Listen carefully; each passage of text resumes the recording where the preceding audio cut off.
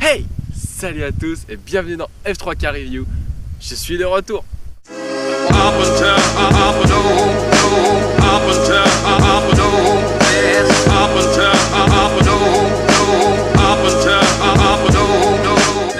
Alors aujourd'hui, comme vous l'avez vu dans le titre, on va faire un truc génial. On va voir comment détecter un thermique et comment fonctionne un thermique.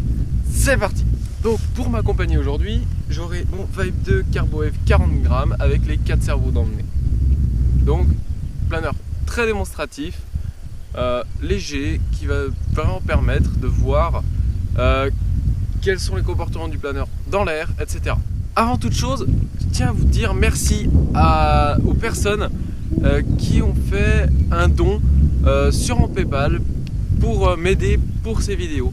Alors sachez que j'ai un entre guillemets grand projet, c'est d'acheter une bonne caméra ou un réflexe pour les championnats du monde, pour pouvoir faire de belles photos, de belles vidéos, pour vous faire un reportage des championnats du monde vu de l'intérieur. Donc si vous voulez m'aider, allez sur ma chaîne YouTube, il y a un bouton dans la bande du haut où il y a marqué Donation for PayPal for Donation. Et donc vous cliquez sur ce bouton et vous pouvez me donner la somme que vous souhaitez. Et sachez que vraiment chaque euro compte, chaque dollar, etc. Vraiment, merci beaucoup à tous ceux qui ont déjà donné. Merci déjà énormément à ceux qui ont déjà donné. L'objectif, le mieux possible, parce que voilà, j'ai vraiment besoin d'aide pour me payer cet appareil. Et ce sera surtout pour vous, vous verrez la qualité d'image que vous y gagnerez. Je pourrais faire beaucoup plus de basse lumière, des choses comme ça. Voilà, c'est mon objectif. Donc si vous voulez m'aider à l'atteindre, n'hésitez pas à cliquer sur ce bouton et mettre un petit quelque chose dans ma cagnotte pour faire de meilleures vidéos pour vous.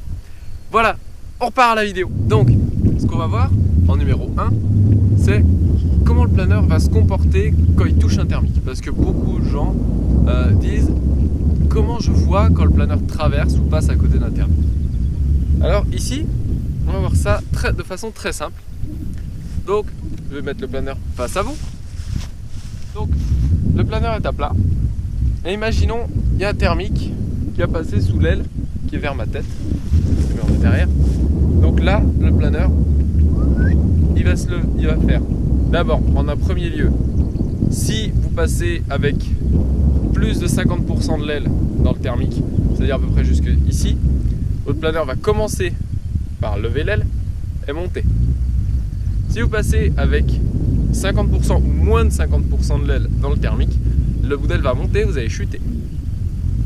Donc ça vous donne déjà une petite idée de où est le thermique. Parce que même si elle ne passe pas dans le thermique, cette aile-là, vous allez quand même vous faire soulever, mais ça va chuter. Ça veut dire que vous n'êtes pas dedans.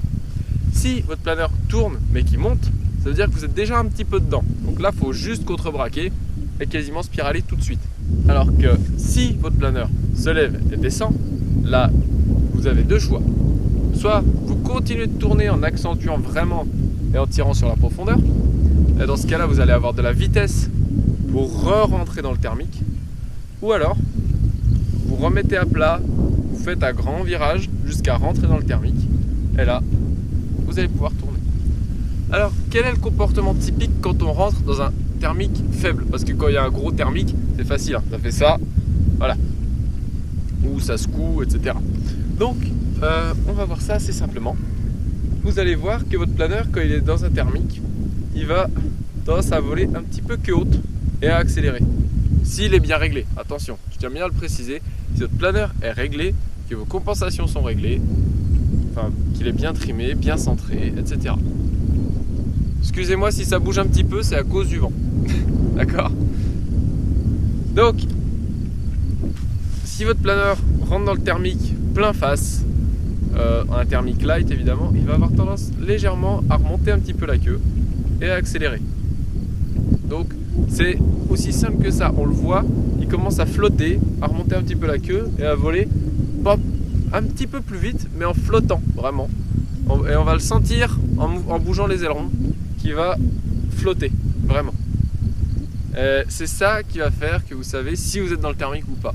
Les mouvements d'aileron vont vraiment vous permettre de sentir, de palper l'air. C'est pour ça que le différentiel inverse est aussi très utile.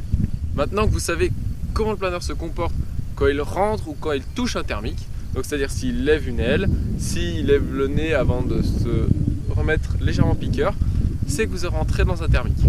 Après, bien sûr, de quel côté spiraler quand vous faites ça? Et bien simplement, faites un S d'un côté. Si vous sentez que c'est moins bon, entamez votre tour de spirale dans l'autre sens. C'est aussi simple que ça. Voilà, c'est court à dire, mais je vous jure que c'est vraiment ça. Maintenant, la détection du thermique au sol. Voilà, comme vous l'avez sûrement vu dans toutes mes vidéos, j'ai sur ma radio un fanion. Donc ça, c'est bêtement de la bande de cassette audio. La bande de cassette audio qui est donc très légère, elle va montrer précisément les mouvements du vent. Donc voilà, je vais vous tourner, vous allez voir, c'est quand même très démonstratif.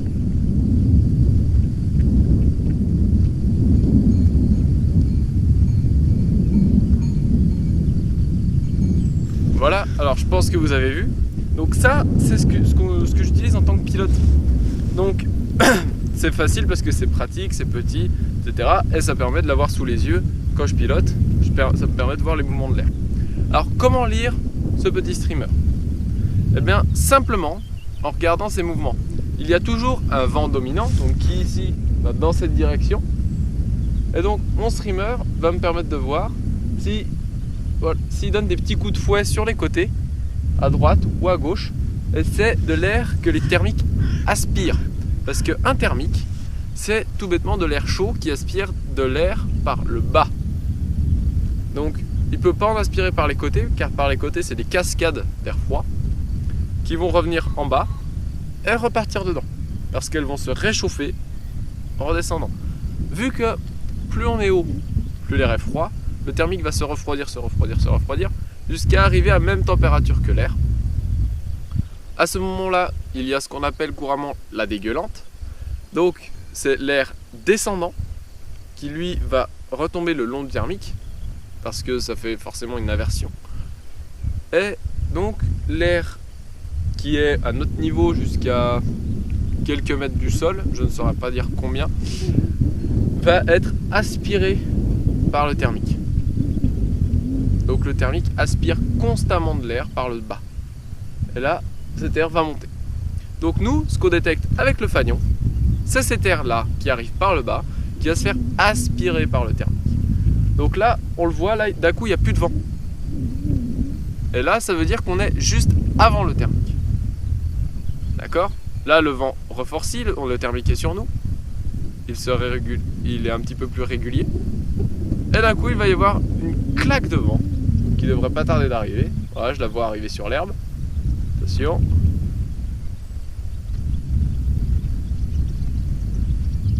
Elle met un petit peu de temps à venir, le thermique est gros.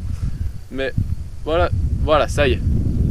C'est le coup de vent. Donc là, le thermique est passé. Donc voilà comment on détecte un thermique au sol.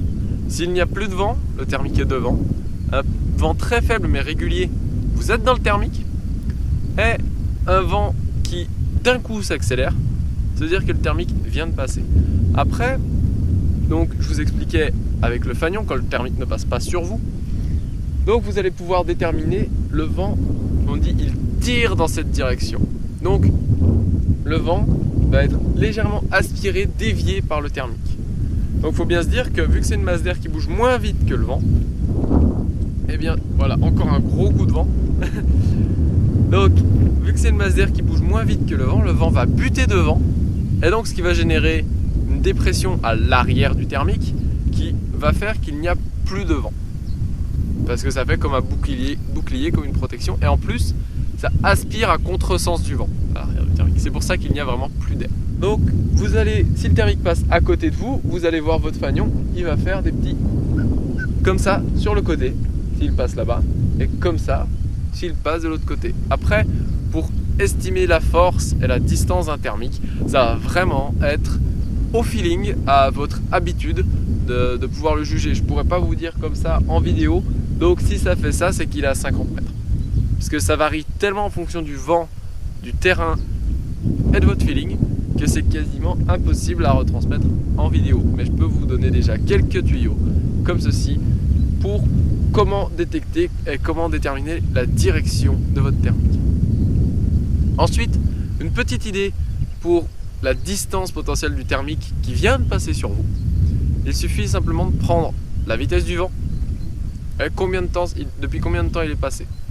Ça vous donne en général une petite idée de à quelle distance il est. Même si le thermique bouge en général moins vite que le vent, une fois que c'est ce qu'on appelle une bulle, que le thermique a été coupé du sol, donc ça fait vraiment comme une bulle, c'est une bulle d'air chaud qui monte, comme une bulle de savon.